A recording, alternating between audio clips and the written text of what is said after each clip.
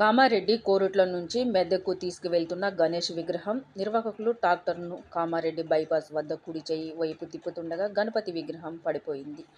Crane సహాయంతో విగ్రహాన్ని పైకి లేపారు. ఈ సంఘటనలో ఎవరికీ ఎలాంటి హాని జరగలేదని తెలియజేశారు. వర్షాలు చాలా పడ్డాయి కాబట్టి విగ్రహాలు తీసుకుని వెళ్లేటప్పుడు జాగ్రత్తలు తీసుకోవాలని పోలీసులు, విగ్రహ నిర్వాహకులు తెలియజేశారు.